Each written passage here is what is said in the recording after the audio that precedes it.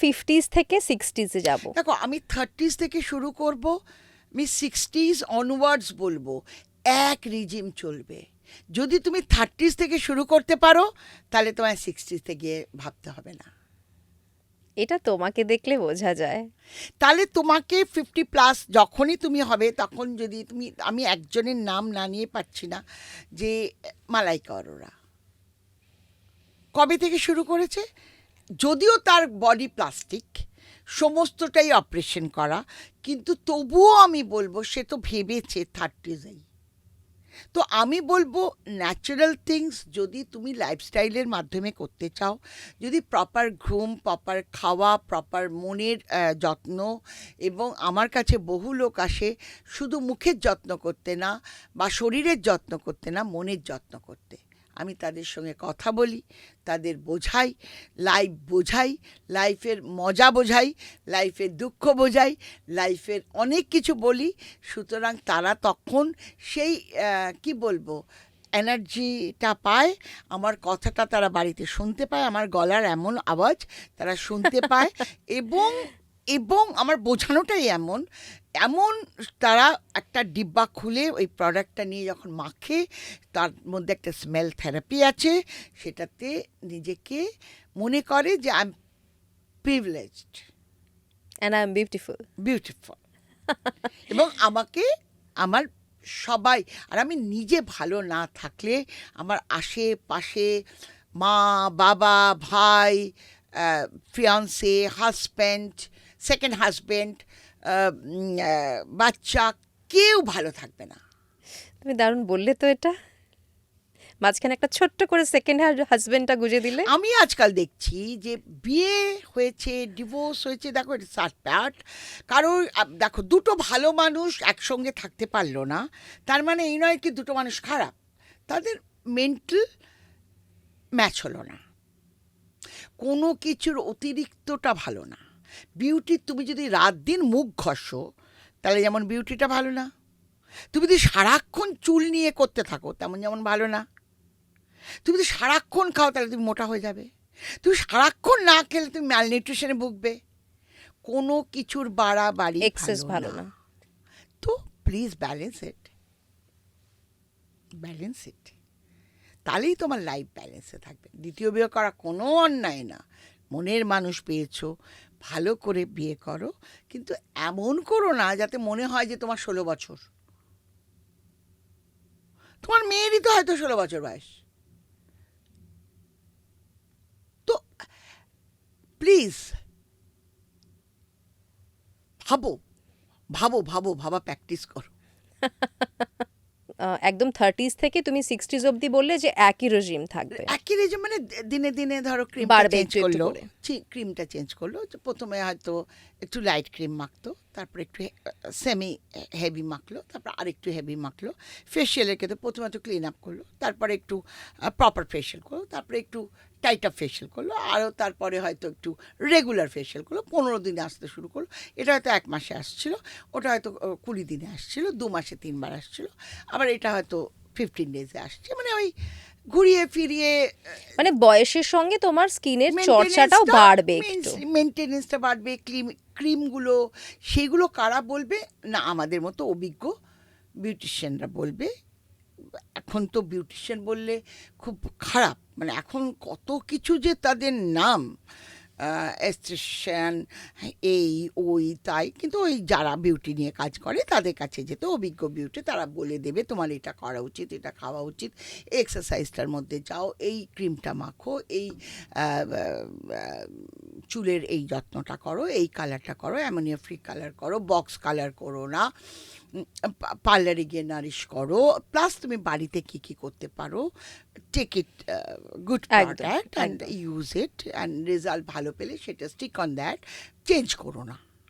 তোমাকে দেখে আমি একটা জিনিস খুব ভালো করে বুঝতে পারি যে ধরো তোমার যখন 80 বছরও বয়স হবে তুমি তখনও স্কিন কেয়ার করবে, তার মানে যারা 60-র উপরে চলে যাচ্ছে তাদের স্কিন কেয়ারটা কিরকম হবে? আমার কথা হচ্ছে আমি যতক্ষণ না ওপরে যাব এবং আমি খুব সুন্দর মরা হয়ে যাব, মানে ডেড বডিটা আমার সবাই জিজ্ঞেস করবে যে আমার এই ও কে রে এত সুন্দর করে, মানে তার মানে সুন্দর বডি, মানে এমন একটা কথা তুমি এভাবে বলছো, মানে হাসবো না তোমাকে না, না, বলবো না, দিদি বলো না, আমি এটা- বুঝতে না, পারছি না। না না, আমি তো 80 বছর বা 85 বছর বা 90 বছরে, আমি তো মর্টাল নয়, আমি তো মরবো আজ নয় কাল, আজ নয় কাল। তো যখন মরবো আমি যেন একদম তার আগেই অন্তত, আমি ইভেন হসপিটালে ভর্তি হওয়ার আগেই বিউটি পার্লারে সমস্ত সার্ভিস নিয়েই যাই, যাতে মানে আমার মানে মানে এক নেল পলিশটা ছাড়া সবই পড়তে হয়, কারণ নেল পলিশ পরলে ওরা নখটা দেখে বলে ওরা অ্যালাউ করে না। আদারওয়াইজ আমি একটি হসপিটালের নাম করব না, সেখানে যাই, সেখানে ভর্তি থাকার সময় আমার পার্লার থেকে মেয়েরা গিয়ে আমার চুলে শ্যাম্পু করে ডায়ার করে আসে। এটা তোমার পক্ষেই পসিবল, সিরিয়াসলি?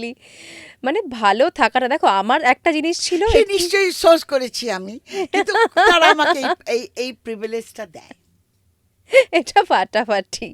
তো এই আর আর আমাকে আরেকটা কথাও বলেছিল, যখন আমার ছোট মেয়ে হচ্ছে তখন আমি উডল্যান্ডসে ভর্তি, তখন বললো তুমি পাঞ্জাবি নয়, মানে ওই যে নার্স ওরা তো সব সাউথ ইন্ডিয়ান নার্স। তাই বললাম ওয়াই?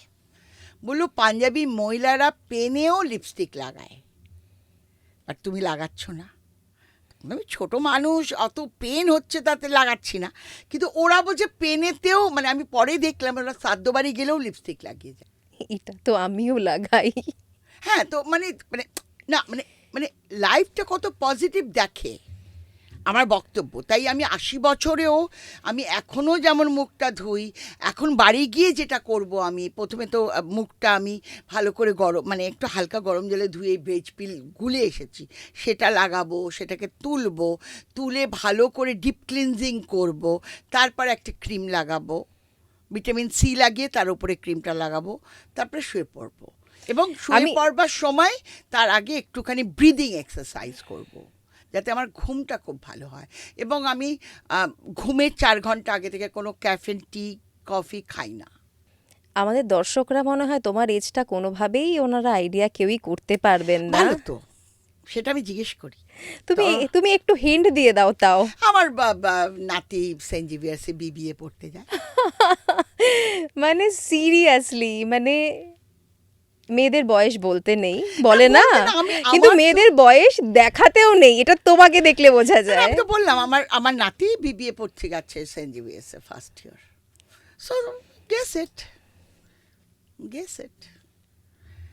মানে আমাকে, মানে আমার কথা হচ্ছে যে ঠিক আছে, রিঙ্কেলস একটু আসলে আসুক, তার জন্যে তুমি প্রিভেন্ট করো, কিন্তু ঠিক আছে 80 বছরেই যে আমি এরকম টান টান থাকতে পারবো তার আমি জানি না, বাট থাকার চেষ্টা করবো। মানে তুমি কোনোদিনই বোটক্সের ধারে কাছেও যাবে না, না? যাবো না।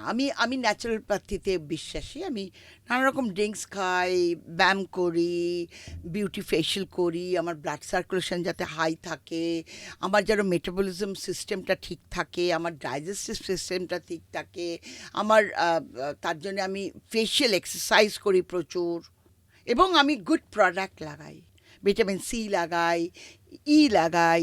এবার কোনটা কে লাগাবে, এত সেরাম, এখন আমাদের ইন্ডাস্ট্রি ডমিনেটেড বাই বিজ্ঞাপন। এটা কিন্তু সত্যি, মানে আমরা এত কিছু দেখি, আমরা না সত্যি চুজ করতে পারি না কোনটা ইউজ করব। বেশি দাম, ভালো দাম, এবং তার ভেতরে কি আছে মানে খায় না মাথায় দেয় কেউ জানে না। বিজ্ঞাপন দেখলাম, বড় বড় সেলিব্রিটিরা তারা অ্যাড করছে। নিশ্চয়ই তাই। এবং কিছুদিন আগে তোমাদের বলা হয়েছিল যে আপনারা অ্যাড করছেন, তাতে লোকের ক্ষতি হচ্ছে, আপনারা ক্ষতিপূরণ দিন। তাতেও কি সেলিব্রিটিরা থেমেছে? এবং প্রত্যেকটা সেলিব্রিটির দেখবে একটা করে মানে কসমেটিক ব্র্যান্ড আছে। এত আমাদের 140 কোটির মধ্যে এত লোকরা কনসিয়াস যে তারা সবাই প্রফিটে থাকছে, এবং অনলি পাম্পিং মানি।